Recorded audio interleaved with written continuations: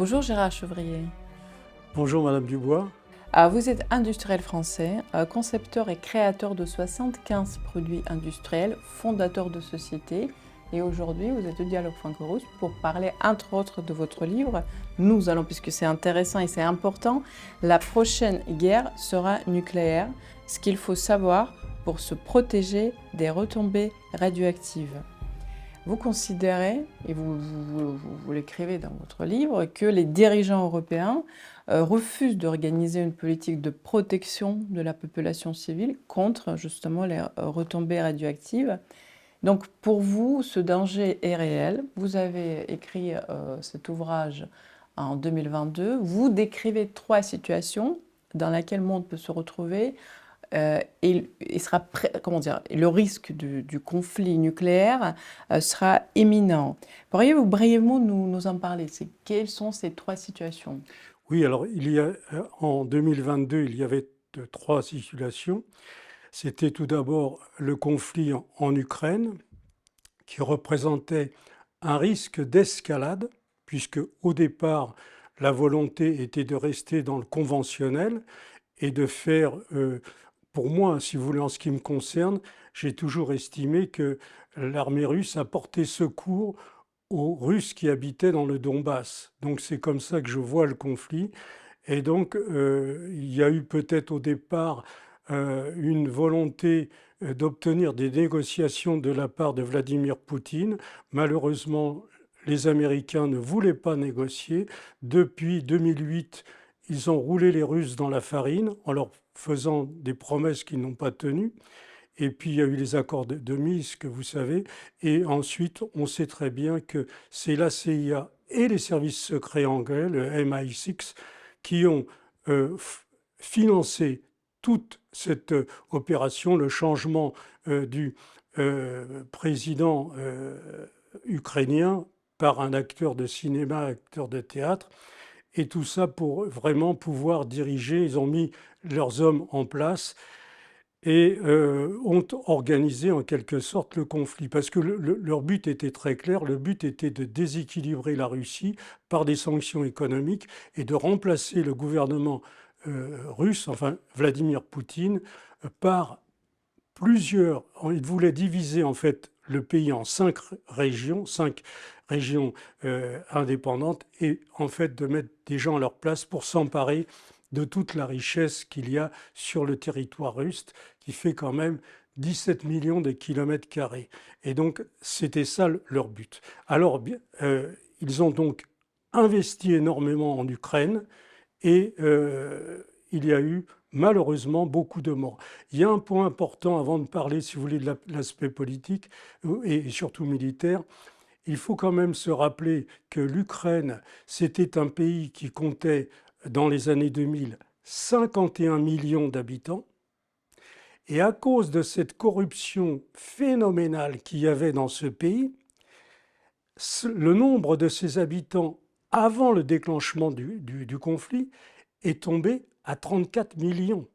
C'est-à-dire qu'il y a eu une fuite de la part de toute la jeunesse, parce que vous vous rendez compte qu'un professeur, un étudiant qui arrivait en fin de ses études, qui avait le titre de professeur, pour obtenir un poste de professeur, il devait verser l'équivalent de 1 an de salaire à des gens qui avaient le pouvoir de lui donner le poste, 1 an de salaire pour avoir le poste de professeur. C'était dans tous les domaines comme ça. Donc ce pays était complètement gangréné par la corruption. C'est ça qu'il faut comprendre. Et donc, on ne va pas s'étendre là-dessus, on va aller directement sur les possibilités du conflit. Il y a donc ce conflit qui éclate. En réalité, on est dans le cadre qui était voulu par Kouchner, je ne sais pas si vous vous rappelez, le droit d'ingérence. Donc quand il y a une population civile qui est en danger, ce qui était le cas au Donbass, ils étaient bombardés constamment par l'armée ukrainienne qui avait été formée entre 2014 et 2022 par les services américains, non seulement formés, mais fournis en matériel. Et donc, il y avait des bombardements. On en était déjà, je crois, à 14 000 morts dans la population civile. Donc, comme l'avait dit Kouchner, dans ce cas-là, on a l'obligation du devoir d'ingérence. Donc, en quelque sorte, les Russes se sont portés au secours de la population russophone qui habitait en Ukraine, sur des territoires qui étaient en fait russes depuis très longtemps, depuis plus de 2 siècles. Actuellement, en Ukraine, le conflit est conventionnel, tant que les Russes ont le dessus, tant qu'ils avancent comme ils veulent, avec la progression qui est la leur, ils n'ont aucune raison d'avoir recours aux armes nucléaires. Par contre, s'il y avait une implication des armées européennes, des armées américaines, là, automatiquement, Vladimir Poutine n'aurait pas d'autre choix que d'avoir recours au nucléaire, puisque, si vous voulez, je l'ai expliqué dans mon livre, sur le plan conventionnel, l'armée américaine est très supérieure à l'armée russe, sans aucun doute, en nombre et en quantité de matériel. Sur le plan nucléaire, les Russes ont une supériorité énorme, énorme qui leur est conférée par les progrès qu'ils ont faits en matière de missiles. Cette guerre sera une guerre de missiles. La guerre nucléaire sera une guerre de vitesse. Et donc, vous savez, il y a des gens qui se posent la question, la doctrine. Est-ce que la doctrine russe par rapport à la... Mais tout ça, c'est complètement dépassé. On avait en France un homme politique qui était très connu, que vous avez peut-être connu, qui s'appelait Charles Pasqua. Et Charles Pasqua avait l'habitude de dire « Les promesses électorales n'engagent que ceux qui veulent les croire ». Donc, la doctrine, c'est pareil. Si vous voulez, quand les états-majors prendront la décision, d'un côté ou de l'autre, de faire la guerre nucléaire, ils ne vont pas informer l'adversaire. Ça va être par surprise et tout est en place pour que ça se déroule à tout moment. Mais comme je l'expliquais dans le livre, il y a en fait, si la guerre nucléaire est à l'initiative des Russes, elle se déroulera en hiver. Il y a 3 raisons à cela, et principalement au mois de février. Donc pour moi, il y a 2 périodes qui sont des périodes de danger réel. Février 2025, on est tout proche, et février 2026. Pourquoi ? 3 raisons à cela. La première, c'est que si on déclenchait une guerre nucléaire en été, les feux de forêt auraient des conséquences plus importantes encore que les explosions nucléaires elles-mêmes. La Russie, c'est un pays de 17 millions de kilomètres carrés, mais c'est surtout 7 millions de kilomètres carrés de forêt.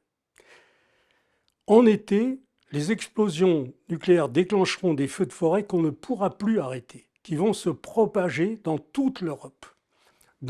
Et forcément, comme il y aura des explosions aux États-Unis, il y aura des feux de forêt aux États-Unis qui se propageront dans tout le Canada. Donc tout l'hémisphère nord sera confronté avec probablement 1 ou 2 saisons d'hiver nucléaire. Si la guerre est déclenchée en février, les feux de forêt s'éteindront d'eux-mêmes. S'éteindront au bout de 3 ou 4 jours parce qu'il fait froid et les arbres sont humides. Donc, il va y avoir sous l'effet de chaleur 2 ou 3 km² qui brûlent et qui s'éteignent après 3 ou 4 jours. Voyez. Donc là, c'est ça qui est important.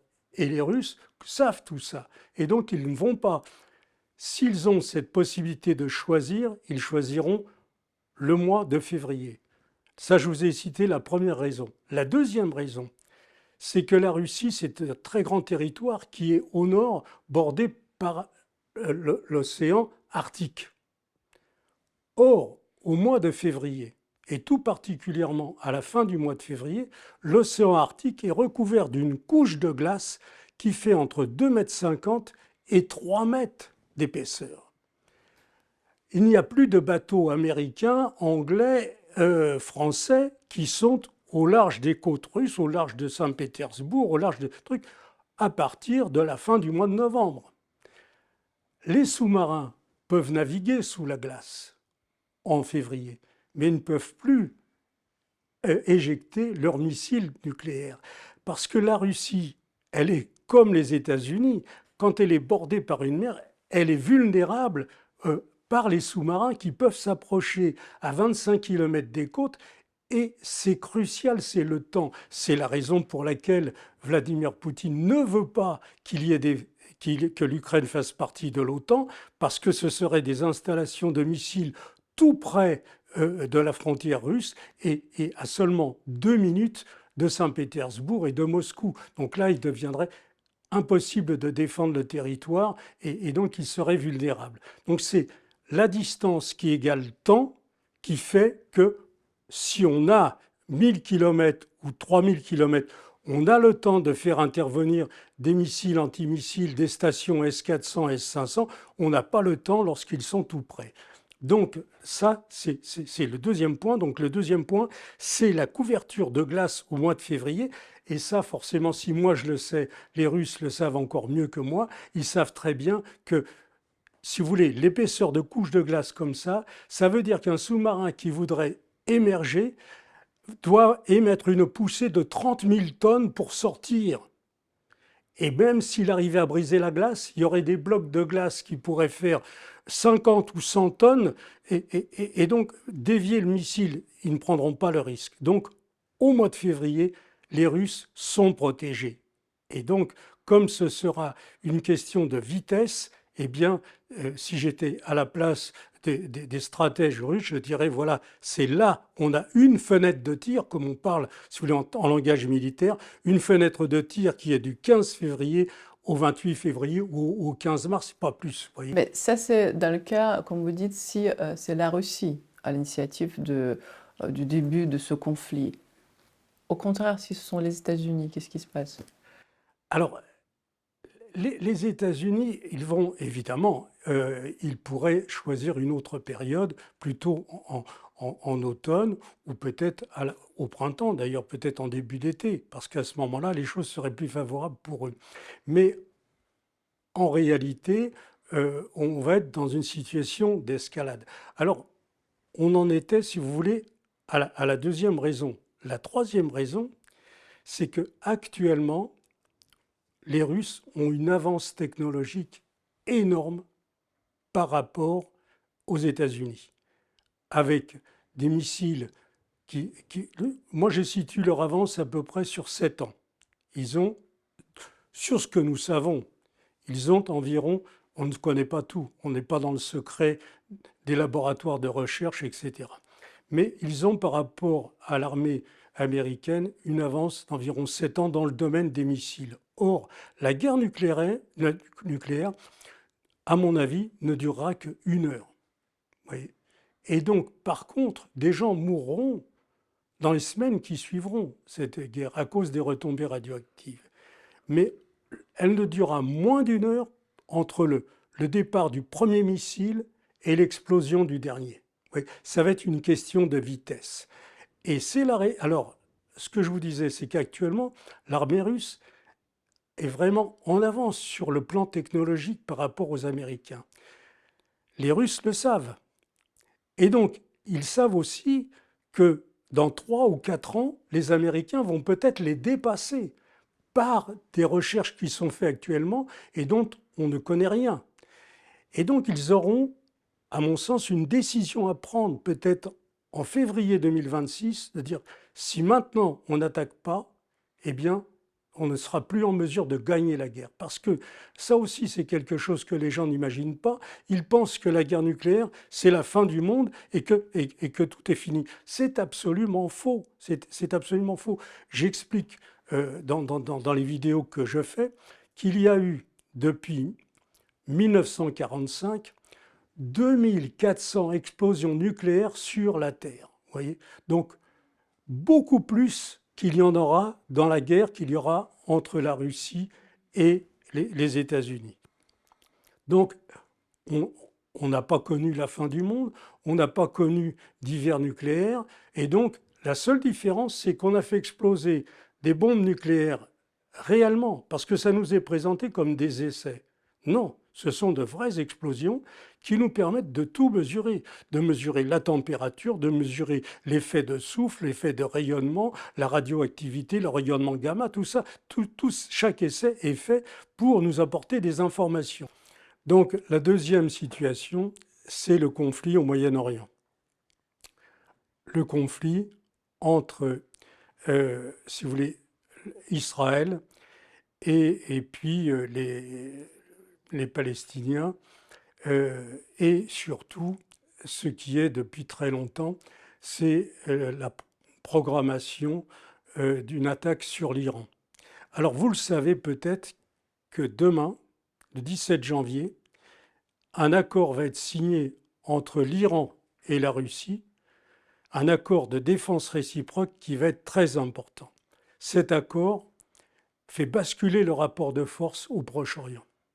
Jusqu'à présent, Israël avait le soutien conditionnel des États-Unis, de par les PAC, et là, maintenant, si vous voulez, cette signature de défense réciproque fait que l'Iran, si elle est attaquée par les États-Unis, la Russie interviendra directement pour défendre le territoire iranien.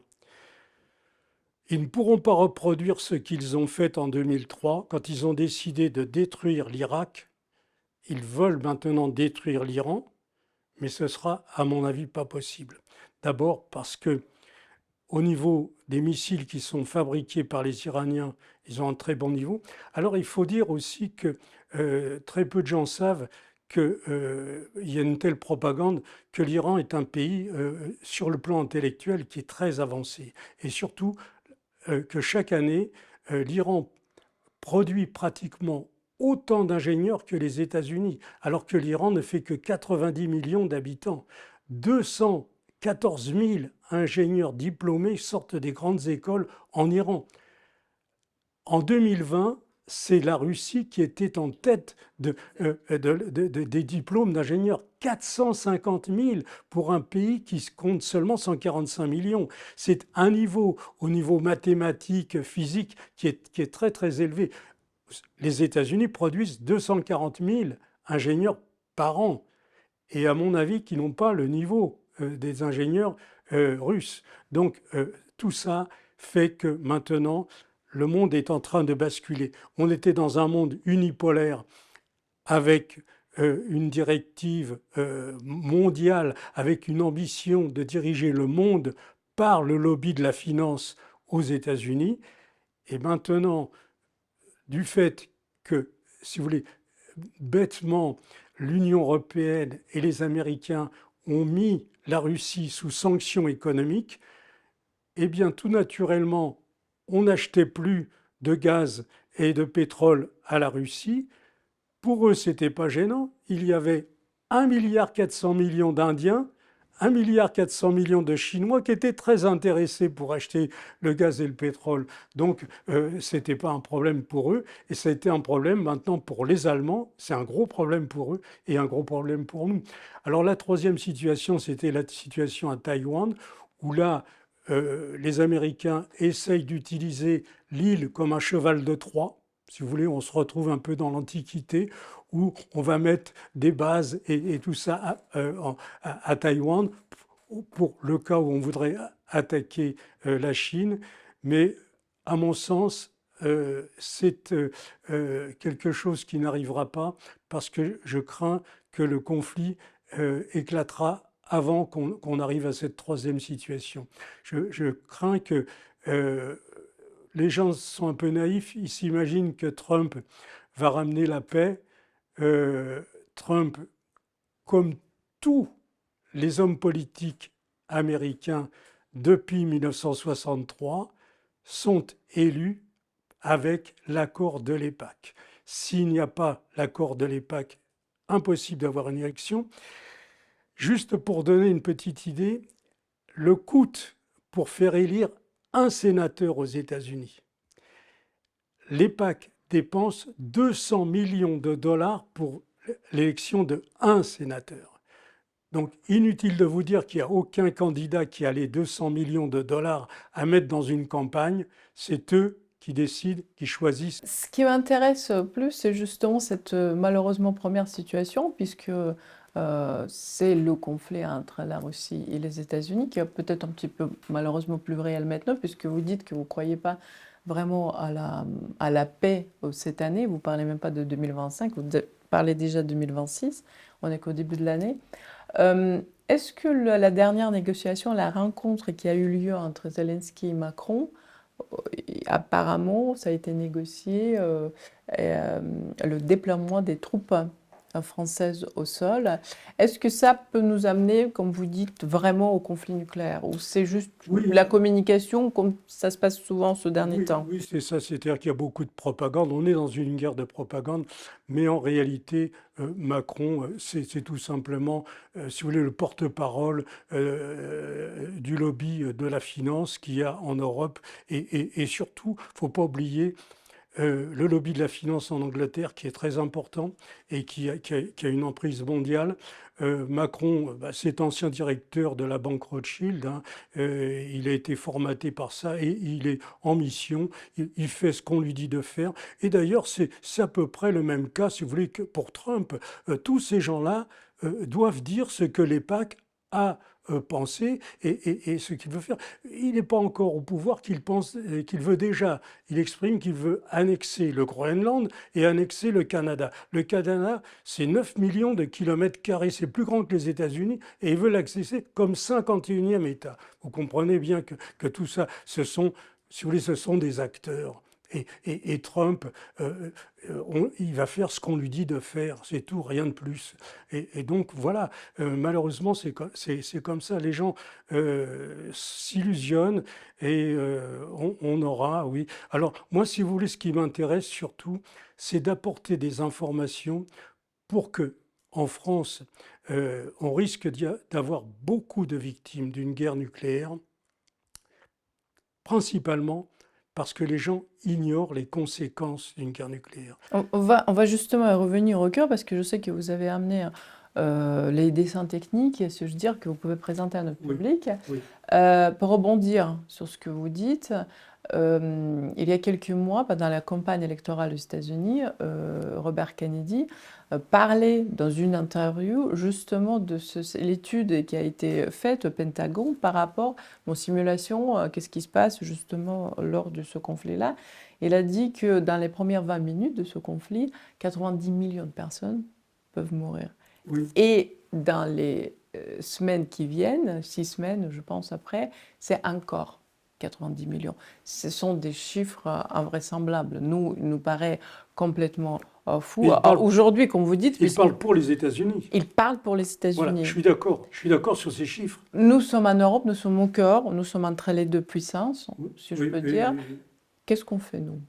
Alors, si vous voulez, je vais vous expliquer à l'aide de dessins pour qu'on comprenne bien. Parce que moi, ce qui m'intéresse, c'est de communiquer à toutes les gens qui nous écoutent, et surtout pour leurs familles, de leur communiquer des informations qui leur permettraient, le cas éventuellement, si ça arrivait, de sauver, parce que c'est la connaissance qui vous permet de sauver votre vie, sauver votre famille, oui. Savoir ce qu'il faut faire dans les minutes qui suivent. Alors, il faut, parce que malheureusement, les gens pensent que la guerre nucléaire éclate, c'est la fin du monde. Ce ne sera pas la fin du monde. Même s'il y a, on va dire, 180 millions de morts aux États-Unis, ce qui est probable, il restera encore 160 millions, si vous voulez, d'habitants aux États-Unis. Ce ne sera pas la fin du monde. En Europe, on va prendre la France. Imaginons, la France est actuellement absolument pas préparée, absolument pas informée. On peut s'attendre à 30 millions de morts en France. Vous voyez, c'est énorme. Mais il restera 45 millions de personnes. Vous comprenez? Donc c'est ça qu'il faut comprendre. C'est que même si c'est énorme, ce ne sera pas la fin du monde. Alors, on pourrait, si on n'était pas dirigé par des imbéciles, on pourrait communiquer des informations. On aurait pu, depuis 60 ans, protéger la population civile. On aurait pu faire une politique comme celle qui a été faite en Russie, comme celle qui est faite surtout par les Suisses, les Suédois, Israël, qui a construit sous chaque appartement, sous chaque immeuble, sous chaque maison, un abri NBC. En Suisse, sous chaque immeuble, sous chaque maison, il y a un abri NBC depuis les années 1960. Moi, vous savez, quand j'ai écrit mon premier livre, c'était en 1982. Beaucoup de Suisses ont acheté mon livre. C'est ça qui est étonnant, alors qu'ils ont tous des abris. Là aussi, on continue à recevoir des commandes. Les éditions du Recal reçoivent des commandes de livres pour la Suisse. On en envoie beaucoup parce que les gens, ils ont des abris, mais ils ne sont pas informés du détail de comment ça se passe. Alors, comment ça se passe? Alors voilà, on va parler. Donc, si vous voulez, il y a, en fait, pour bien comprendre, il y a deux types d'explosions nucléaires. C'est très important de comprendre. Il y a des explosions à basse altitude. C'est le type du schéma que tout le monde a vu, c'est Hiroshima et Nagasaki. Là, ce sont des petites puissances. C'est 16 kilotonnes pour Hiroshima, c'est 24 kilotonnes pour Nagasaki. C'est des explosions qui ont lieu à 450 mètres d'altitude. Et donc, ce sont des effets directs. Il n'y a pas de retombées radioactives. Vous voyez, c'est ça important. Il n'y aura pas de nuages qui vont partir pour contaminer une région, etc. C'est des explosions qui sont faites pour tuer directement soit une armée, soit une population civile.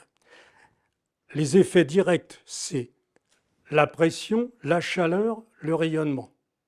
Le rayonnement gamma qui va diffuser sur un rayon, on va dire, proportionnellement à la puissance. Ce type d'explosion ne nous concerne pas. Il y a très peu de probabilités parce que je suis convaincu que les Russes n'ont pas de raison de vouloir exterminer la population française civile. La seule chose qui préoccupera les Russes, il faut se mettre dans ce contexte, ce sont les bases militaires américaines en Europe et certaines bases françaises que nous avons en France. Ce sera donc la destruction d'objectifs militaires qui aura malheureusement des conséquences pour toute la population civile. Donc, deux types d'explosions. Explosion en altitude, pas de retombées radioactives. Explosion au sol. L'explosion au sol creuse un cratère énorme. Toute cette terre est contaminée, elle est devenue radioactive. Elle monte en altitude à 4000 mètres et c'est le vent qui va la porter et qui va faire que tous ces petits morceaux de béton, de ferraille, tout ça vont tomber au sol et vont avoir un rayonnement gamma très important qui va tuer des quantités de personnes.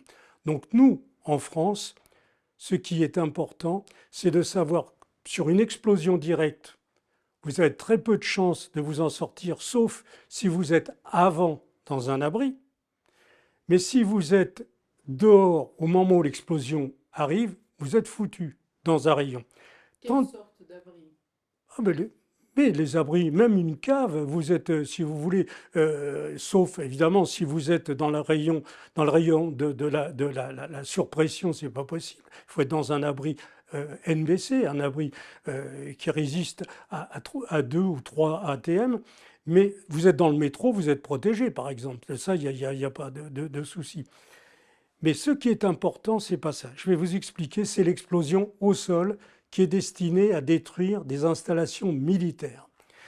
Alors, on va faire voir une installation militaire. Elle est au sol. Ça peut être des pistes d'aviation, ça peut être tout ça.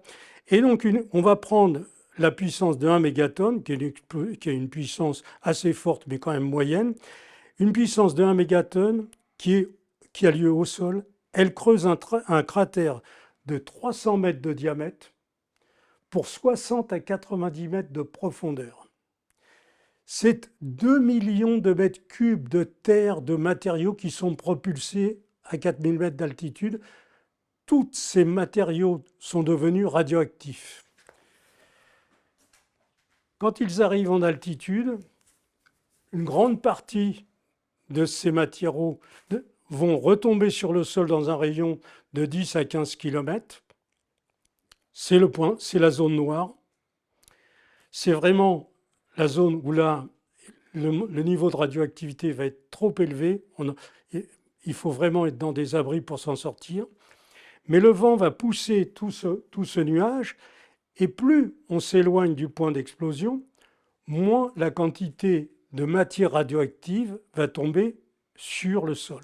Et au bout de combien de temps? C'est-à-dire combien de temps il nous reste à rester dans la...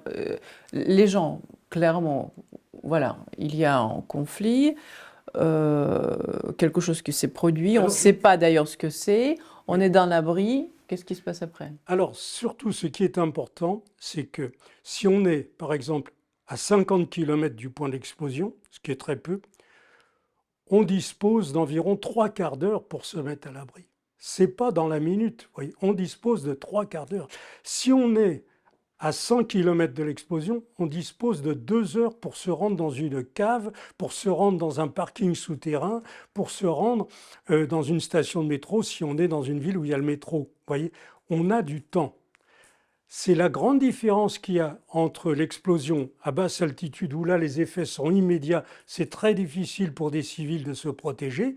Quand c'est des destructions au sol, le nuage va mettre 1 heure, 2 heures, 5 heures à arriver. Oui, je vais vous faire voir. On reviendra après là-dessus.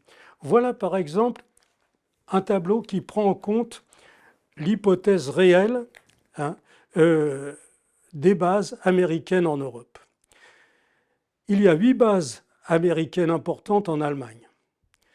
Ce sera des cibles prioritaires pour la Russie, parce que dans ces bases, il y a beaucoup de missiles à tête nucléaire. Il y a une base importante en Hollande, où il y a 40 têtes nucléaires qui sont stockées. Il y a, pas très loin de la frontière française en Belgique, il y a 2 bases importantes, et dont une où il y a aussi environ 40 têtes nucléaires. Et il y a surtout des bases en Angleterre, où là, on est dans l'ordre de 120 têtes nucléaires de stockées. Imaginons que le territoire de la France ne soit pas attaqué. Eh bien, rien que les explosions qui auraient lieu sur les bases militaires, parce que moi je pense que les Russes ne tireront pas sur les civils, c'est idiot. Ils ne l'ont pas fait en Ukraine, ils ne le feront pas en France. Mais les conséquences de la destruction des bases militaires en Europe seraient catastrophiques pour un pays qui n'est pas préparé et surtout qui n'est pas informé. Donc les nuages, les voilà. Ils vont se déplacer. Si le vent est dans cette direction, voilà ce que ça donnera. Si le vent est dans une autre direction, ça donnera autre chose. Voyez, peut-être que les bases en Angleterre arriveront, les nuages arriveront sur la région parisienne, mais si le vent est, par exemple, vient du nord, eh bien, ça ira sur la région parisienne. Alors les gens qui sont dans la région parisienne disposeront de 5 à 6 heures pour se mettre à l'abri. Voyez ? Donc ça, c'est l'hypothèse d'une attaque qui est concentrée uniquement. La France n'est pas attaquée. La France n'est pas attaquée. C'est seulement les bases militaires en Europe qui sont attaquées. Résultat de la situation, 15 millions de morts en 3 semaines. Parce qu'il n'y aura pas de morts dans les premières minutes, mais le rayonnement gamma va tuer les personnes. Certaines personnes mourront le soir, d'autres dans 2 jours, d'autres dans 8 jours. Parce que, je vais vous expliquer après tout ça, il faut prendre le livre, si vous voulez, pour s'informer, pour voir quelle est la dose qu'un corps humain peut absorber. J'explique dans ce livre comment on a su, à Hiroshima, des gens qui n'étaient pas à Hiroshima, mais qui étaient des cousins, des beaux-frères, tout ça, qui habitaient à 15 km, sont venus le lendemain dans Hiroshima pour voir ce qui restait des maisons. Et là, il y avait un rayonnement gamma qui était tellement élevé qu'ils ont été traversés le corps par le rayonnement gamma et ils sont morts 5 jours, 6 jours après. Voyez ? Et les Américains qui connaissaient tout ça n'ont rien dit comme information, rien du tout à la population japonaise. Les médecins ont mis longtemps à comprendre. Eux, les Américains, les militaires savaient que le rayonnement gamma allait les tuer parce qu'ils ont envoyé des experts 3 semaines après le temps que la radioactivité soit divisée par 10 000. Vous voyez? Donc quand vous avez un débit de 500 rad-heures, eh bien, au bout de 7 heures, vous n'avez plus que 5 rad-heures. Voyez, enfin 50 rad-heures, pardon, on divise par 10. Ensuite de 50 rad, 49 heures, c'est 5 rad. Et puis au bout de 3 semaines, on descend à 0,5. Et là, vous pouvez passer une heure dans cette zone qui encore qui rayonne, mais un rayonnement très faible. Voyez, donc c'est ça qu'il faut vraiment. Les gens sont maintenus dans l'ignorance. Et moi, j'essaie, si vous voulez, depuis. J'ai écrit mon premier livre en 82. On a, à l'époque, j'ai été invité chez les pompiers de Paris, j'ai été invité pour faire des conférences. En 2023, quand on a publié notre livre, plus personne, parce que le lobby de la finance qui possède tous les médias ont interdit qu'on parle de mon livre. Parce que vous comprenez, ça va contre la propagande que, si vous voulez, nous avons une force de dissuasion, on ne peut pas être attaqué. C'est une bêtise. On sera attaqué quand ce sera la guerre. Pareil. Alors là, on va prendre l'hypothèse qui est très, tout à fait probable. C'est une attaque non seulement des bases militaires en Europe, des bases militaires américaines, mais également des bases françaises, parce que les bases françaises représentent, en cas de guerre, une menace pour la Russie. Donc, les militaires sont très pragmatiques. Ils veulent d'abord détruire tout ce qui représente une menace pour eux. Vous comprenez? Donc là, ce qui va décider du moment de la guerre, c'est le moment où les Russes auront suffisamment de missiles pour détruire toutes les installations militaires américaines et européennes qu'il y a actuellement en Europe. Tant qu'ils n'auront pas le nombre de missiles, ils joueront la montre. C'est ce qu'ils font en Ukraine. Ils ne sont pas pressés. Pendant ce temps-là, l'industrie tourne à 100%, et donc on attend d'avoir le nombre. Parce que 830 bases militaires dans le monde, il faut 1600 missiles, si vous voulez. Ça ne peut pas se faire en 6 mois. Ça demande du temps. Donc moi, je suis convaincu que les Russes prennent le temps, font traîner le conflit pour avoir le temps d'être en mesure de gagner cette guerre contre le lobby de la finance qui dirige le monde, un monde unipolaire, et eux veulent que l'on passe à un monde multipolaire avec des pouvoirs qui soient aussi bien en Chine, en Russie, en Inde, un peu partout. C'est ça la prochaine conséquence de la guerre. Ce sera passer d'un monde qui est entièrement dirigé par le lobby de la finance aux États-Unis, qui dirige l'Union européenne, par un monde multipolaire. Il faut avoir chez soi un petit stock de nourriture, pas la peine d'avoir beaucoup. Si vous avez 2 enfants et vous êtes un couple, eh bien, il vous faut d'abord, bien sûr, un peu d'eau, en bouteille d'1,5 litre, c'est 2 packs. Il vous faut quelques gâteaux secs, quelques fruits secs dans un sac à dos. Soit vous vous rendez dans un parking souterrain, au 2e ou au 1er sous-sol, vous êtes abrité du rayonnement gamma. Et là, il s'agit d'y rester un minimum de 48 heures. Alors, ce qu'il faut, c'est acheter un compteur Geiger. Ce compteur Geiger va vous dire si vous êtes dans une zone où il y a des retombées radioactives ou si vous êtes dans une zone où il n'y en a pas. Ça, c'est important. C'est important pour vous parce que si vous habitez en banlieue ou dans la campagne, votre compteur vous dit il n'y a pas de radioactivité ici, vous pouvez être dehors, vous pouvez manger vos légumes, vous pouvez faire vos courses, il n'y a pas de problème, vous le savez. Mais quand vous n'avez pas cet appareil, vous êtes dans l'ignorance. Et on peut l'acheter où? Partout? Partout, sur Amazon. C'est pas 8 jours avant la guerre qu'il faut acheter l'appareil, parce que là, il y aura une rupture de stock, c'est maintenant, vous voyez. Et donc, moi, depuis 1 an, que je diffuse ces informations, je peux vous dire qu'Amazon en a vendu des milliers d'appareils. Vous pouvez demander la commission. Ah, je ne demande rien. Ça me fait plaisir si des gens sauvent leur famille. C'est tout, si vous voulez. Donc, pour vous, si on résume, pour vous, ce conflit est inévitable. Avec toutes les connaissances qu'on dispose à aujourd'hui, c'est quand même hallucinant, si j'ose dire, d'arriver à cela, à toutes ces personnes, même si, comme vous dites, le monde ne sera pas fini. Certes, mais des millions de personnes seront tuées.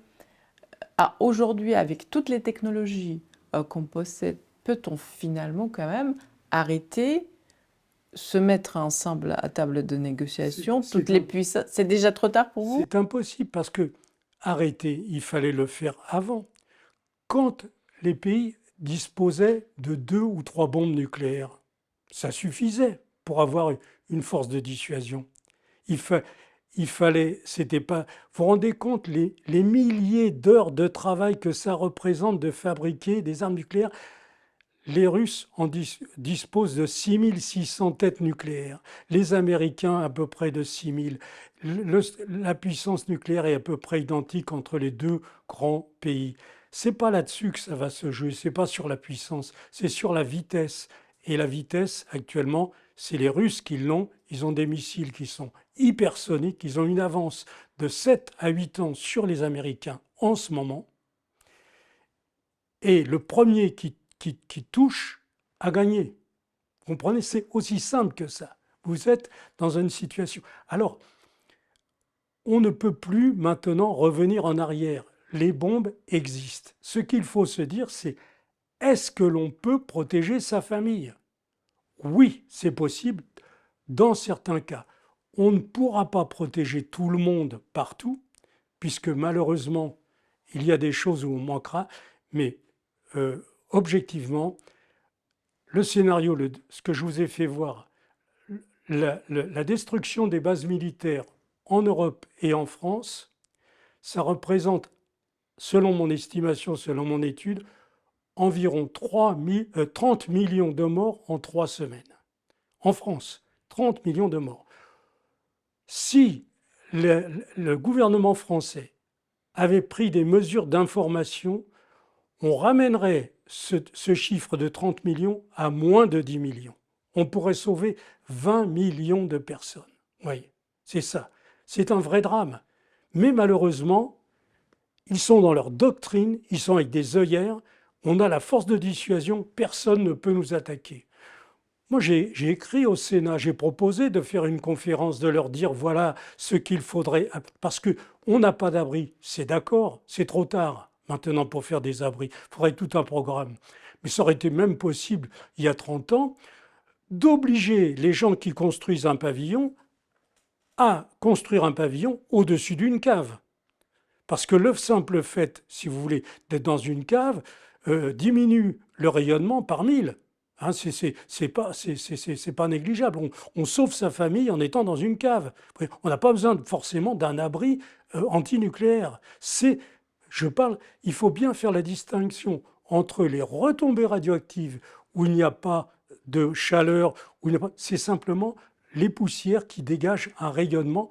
Ce rayonnement traverse le corps, il vous détruit les globules blancs, et donc vous allez mourir en fonction de la dose. Si vous avez pris, par exemple, 700 rad dans la journée, vous êtes mort dans la nuit.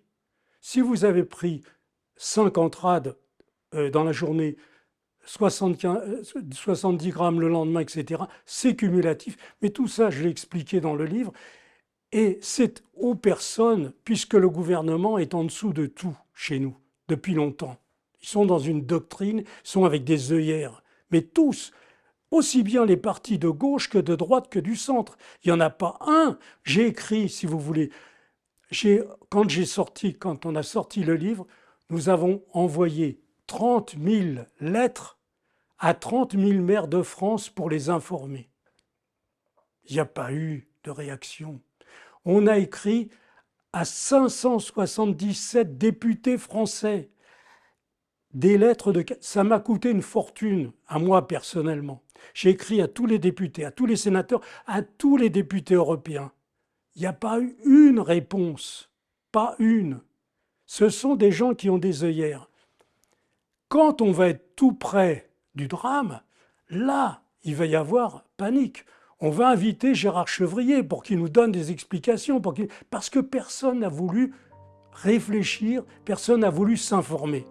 Donc voilà la situation. C'est quelque chose d'incroyable. Et ça, c'est la phrase clé, s'informer. Je dirais aussi, j'espère que cette année, quand même, le bon sens dominera. Je serai un petit peu plus optimiste que vous sur le fond, mais ce que vous dites très important, il faut s'informer. Merci beaucoup de venir au Dialogue Franco-Russe pour nous informer et j'espère vous revoir. Merci. Merci, Irina.